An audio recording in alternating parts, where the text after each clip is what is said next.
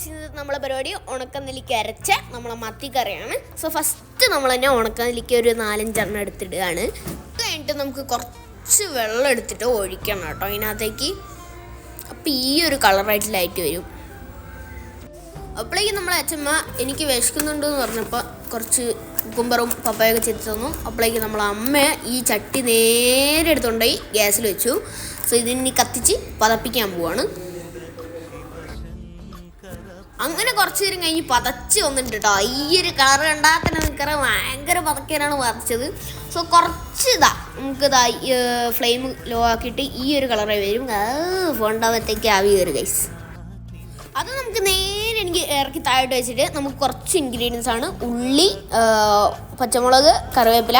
അതിനുശേഷം നമ്മൾ ഈ തിളപ്പിച്ചെടുത്ത നെല്ലിക്ക എടുത്തിട്ട് മിക്സിയിലേക്ക് ഇടുകയാണ് ചെയ്യുന്നത്. സോ അമ്മയ്ക്ക് സേഫ്റ്റി പോരാത്തതിനെ കൊണ്ട് അമ്മ പിന്നെ ഒന്ന് കഴുകി എടുത്തിട്ടുണ്ട്.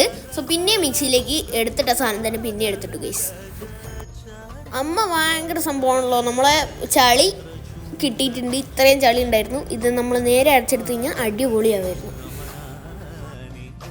സോ ഇതൊക്കെ കഴിഞ്ഞിട്ടുണ്ടെങ്കിൽ അടുത്ത പരിപാടി എന്ന് വെച്ച് കഴിഞ്ഞാൽ നമുക്ക് നേരെ 2.5 ടേബിൾ സ്പൂൺ മല്ലിപ്പൊടി, 3 ടേബിൾ സ്പൂൺ മുളക് പൊടി, 1 ടേബിൾ സ്പൂൺ മഞ്ഞൾപ്പൊടി, പിന്നെ നമ്മൾ നേരത്തെ തിളപ്പിച്ചെടുത്ത വെള്ളവും കുറച്ച് ഒഴിച്ച് കൊടുക്കാം. എന്നാൽ പിന്നെ നല്ലൊരു പരുവായി കിട്ടും.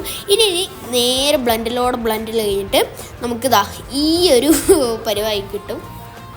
ശേഷം നമ്മൾ മെയിൻ സാധനമായിട്ടുള്ള മത്തിയൊക്കെ മുറിച്ചിട്ട് കുറച്ച് കരിവേപ്പിലയും നമ്മൾ ഉള്ളിയും നേരത്തെ വെച്ച മുളകും എല്ലാം കൂടി ചേർത്ത് അങ്ങോട്ട് വെച്ച് കൊടുക്കുക. പിന്നെ നമ്മളെ അരപ്പ് ചേർത്ത് കൊടുക്കുക. നമ്മൾ നേരത്തെ അരച്ച് വെച്ച സാധനം നമുക്ക് നൈസായിട്ട് അങ്ങോട്ട് ഇട്ട് കൊടുക്കുക. സോ നമ്മൾ അടുത്ത പരിപാടി എന്താണെന്ന് വെച്ച് കഴിഞ്ഞാൽ കുറച്ച് വെള്ളം കൂടി ഒഴിച്ചിട്ട് നമുക്ക് നേരെ ഗ്യാസ് കത്തിച്ചിട്ട് അങ്ങോട്ട് വെക്കുക.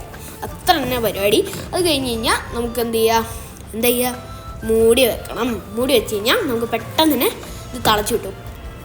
സോ അത് കഴിഞ്ഞ് തിളച്ച് കഴിഞ്ഞാൽ ഈ ഒരു പരുവത്തായിരിക്കും ഉണ്ടാവുക. അത് നമ്മളെ മറ്റേ ജെല്ലി തിളയ്ക്കുന്ന പോലെ ഉണ്ട്. സോ ഇത് ജെല്ലി തിളയ്ക്കുന്ന പോലെ ഉണ്ട്. സോ നമ്മളെ അമ്മ ഇതൊന്ന് ടേസ്റ്റ് ചെയ്ത് നോക്കമ്മേ. അമ്മ ടേസ്റ്റ് ചെയ്ത് നോക്കാം. അമ്മേൻ്റെ എക്സ്പ്രഷൻ കണ്ടാൽ തന്നെ നിങ്ങൾക്ക് മനസ്സിലായിട്ടുണ്ടാവും. നല്ല രസമുണ്ട്. സോ ഇത് തിളയ്ക്കുന്നതിൻ്റെ ഇടയ്ക്ക് നമുക്ക് ഒരു സാധനം കൂടി ഇടാൻ പറഞ്ഞു, കരിവേപ്പില ഇട്ട് കഴിഞ്ഞാൽ വേറൊരു ടേസ്റ്റ് തന്നെയാണ്.